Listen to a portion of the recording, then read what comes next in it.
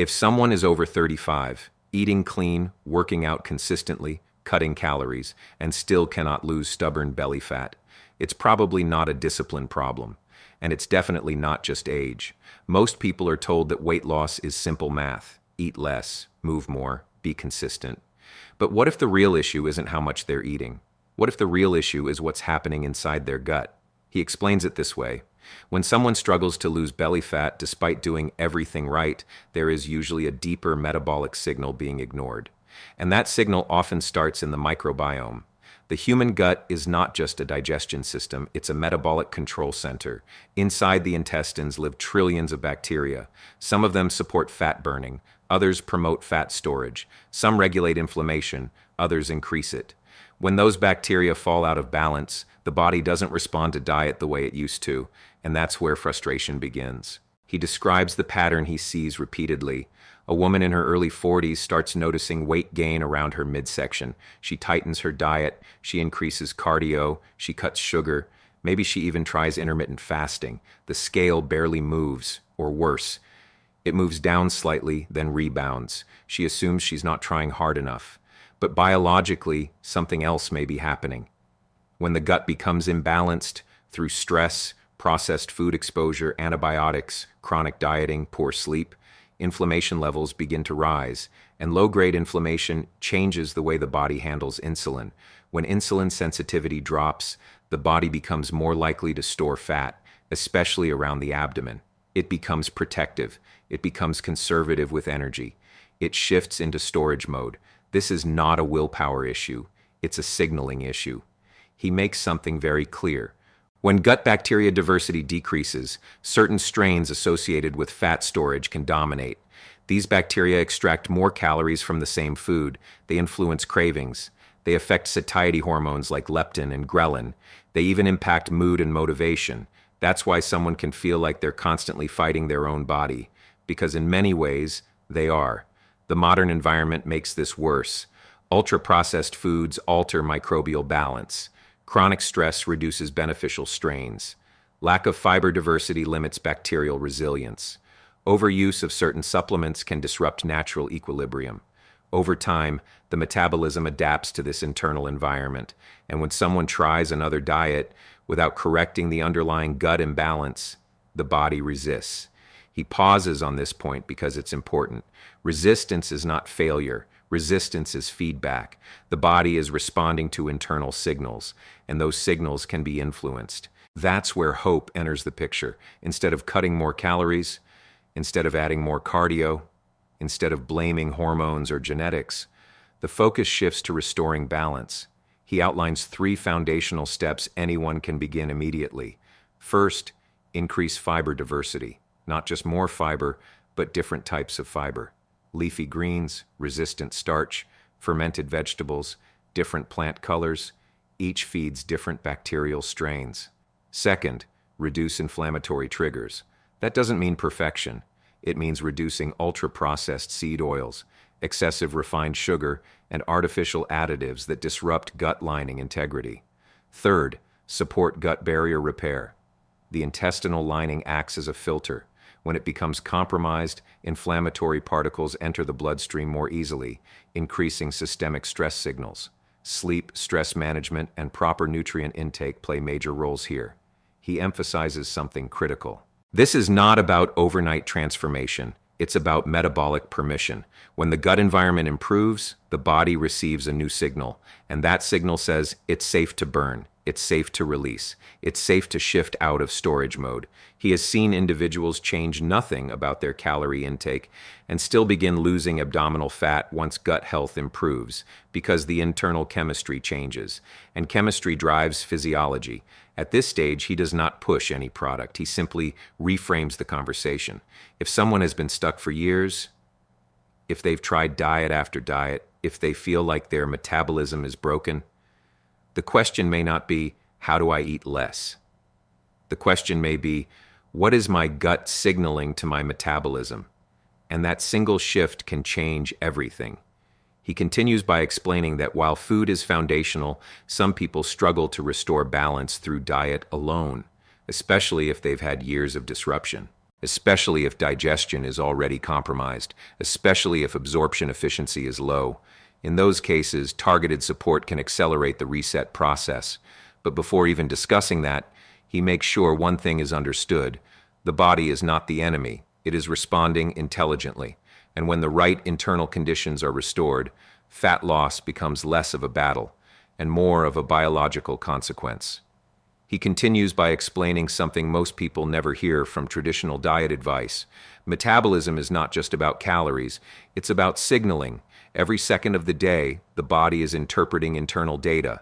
Hormones send messages, inflammatory markers send warnings, gut bacteria send instructions, and when the gut environment is imbalanced, those instructions change. Instead of prioritizing fat burning, the body prioritizes protection. He describes it as a survival algorithm. When certain gut bacteria dominate, especially strains associated with low microbial diversity, they can increase endotoxin production.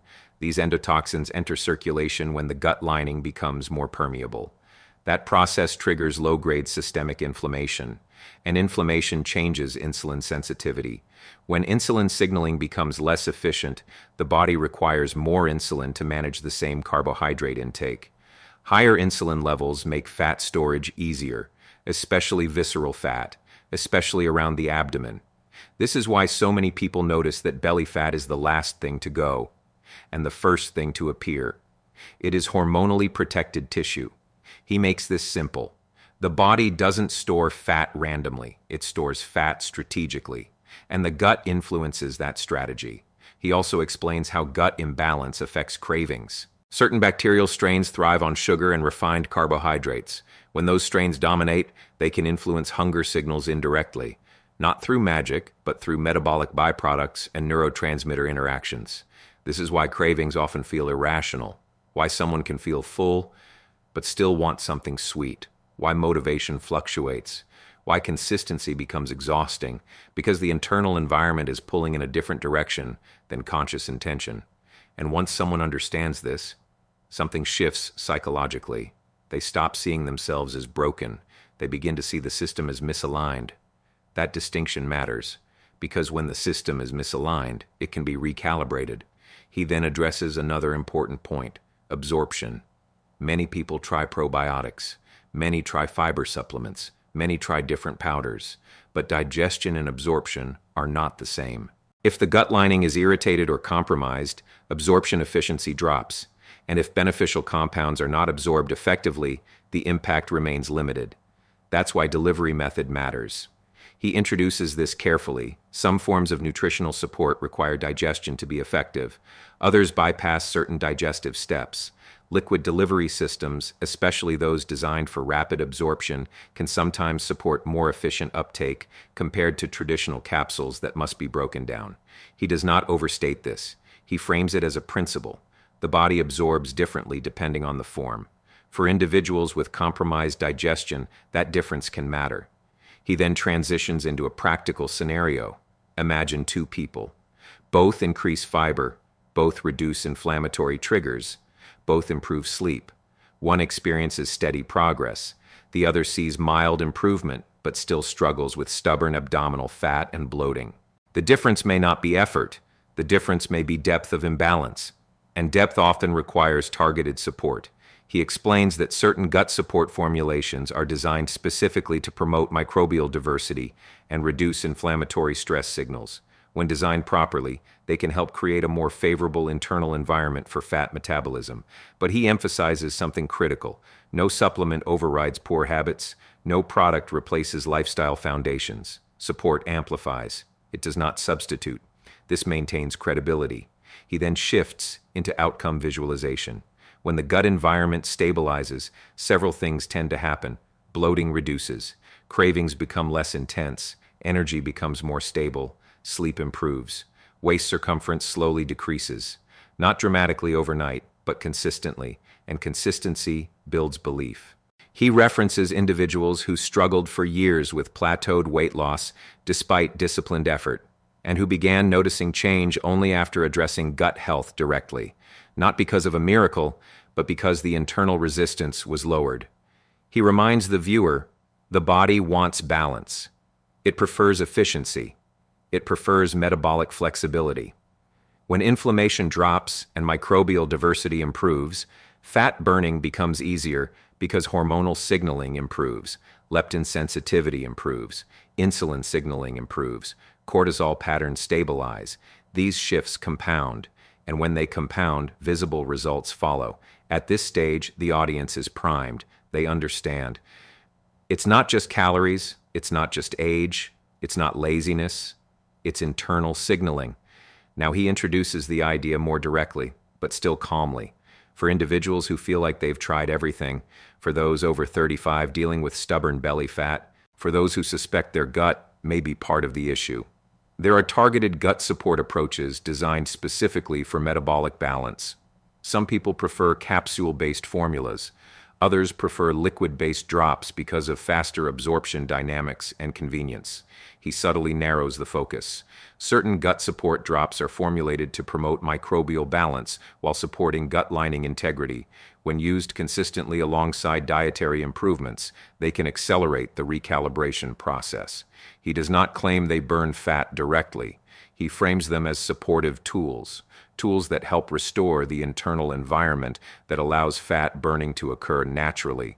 That distinction protects credibility. He continues, the goal is not aggressive fat loss. The goal is metabolic permission. When the body feels safe and balanced, it stops defending stored fat. And once that defensive posture lowers, progress becomes sustainable. He prepares for the final emotional shift that will come in Block 3, because now the viewer is no longer skeptical. They are curious, they are hopeful, and they are looking for direction. He closes this segment by reinforcing empowerment. The solution is not another extreme diet. It's not punishing workouts. It's not starving the body into submission. It's restoring alignment. And when alignment is restored, results follow. He brings the conversation to a decisive moment. Understanding the mechanism is important, but understanding without action changes nothing. He explains something most people don't realize. The body adapts to whatever internal environment it's given. If inflammation remains elevated, if microbial imbalance continues, if insulin signaling stays inefficient, the body learns to defend stored fat, and over time, that defense becomes stronger. That's why so many people say, I used to lose weight easily, now nothing works.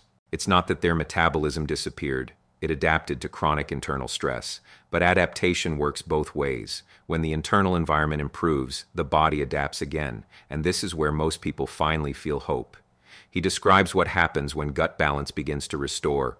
Inflammatory signaling drops, cravings soften, energy stabilizes, cortisol patterns normalize, insulin sensitivity improves, and when insulin improves, abdominal fat becomes less protected. The body stops holding on so tightly. He makes something clear. This is not about forcing fat loss, it's about removing the resistance to it, and resistance often begins in the gut. He pauses to emphasize a critical distinction. Many people try to override biology, extreme dieting, aggressive fasting, excessive cardio, but overriding is temporary. Alignment is sustainable. He explains that restoring gut balance requires two layers, foundation and targeted support. The foundation includes improving food diversity, reducing inflammatory triggers, prioritizing sleep, managing stress. But for many individuals, especially those over 35 who have struggled for years, foundation alone may not be enough. And that's where targeted gut support becomes strategic. He addresses the elephant in the room. Yes, the supplement industry is crowded. Yes, there are exaggerated claims everywhere. That's why formulation and delivery matter. Certain gut support drops are designed specifically for metabolic balance, not just digestion comfort. Liquid delivery systems can offer faster absorption compared to traditional capsules that must be broken down first. And for individuals with compromised gut integrity, that difference can matter. He does not claim they melt fat, he frames them properly. They help create the internal environment where fat burning becomes accessible again. That's a powerful shift. He introduces the first direct call to action. For those who recognize the pattern described, stubborn belly fat, bloating, plateaued weight loss after 35, he has placed the exact gut support drops he recommends in the description below, not as a shortcut, but as a metabolic support tool. He encourages viewers to review it carefully, read the ingredients, understand how it works, decide if it aligns with their goals. Then he continues. Most people delay action. They say they'll start next week, after the holidays, after stress decreases, after motivation returns. But metabolic dysfunction doesn't pause. Inflammation doesn't wait. Insulin resistance doesn't reverse itself. He doesn't use fear. He uses logic. Every month spent in imbalance reinforces the pattern. Every month spent restoring balance moves the body closer to metabolic flexibility. He invites the viewer to imagine something concrete. 3 months from now, one path leads to repetition. Another diet, another attempt, another plateau. The other path leads to internal recalibration, less bloating, more stable hunger signals, steady fat reduction, improved energy. The difference between those paths is not willpower, it's whether the root cause is addressed. He delivers the stronger CTA now. If someone is serious about restoring metabolic balance instead of chasing surface-level solutions, they should take a moment right now to review the gut support drops linked below. Because understanding the mechanism is step 1. Supporting the mechanism is step 2. And waiting indefinitely keeps the cycle intact. He clarifies again, calmly. This is not about urgency for urgency's sake. It's about alignment. When the gut signals safety, the body releases stored energy. When inflammation decreases, fat storage resistance weakens.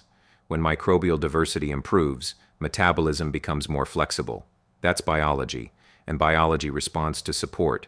He finishes with clarity and authority. The body is not broken. It is responding to signals.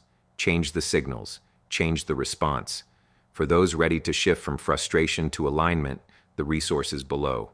Review it carefully, take action deliberately, and allow the body to do what it was designed to do. Burn efficiently, store appropriately, and restore balance from within.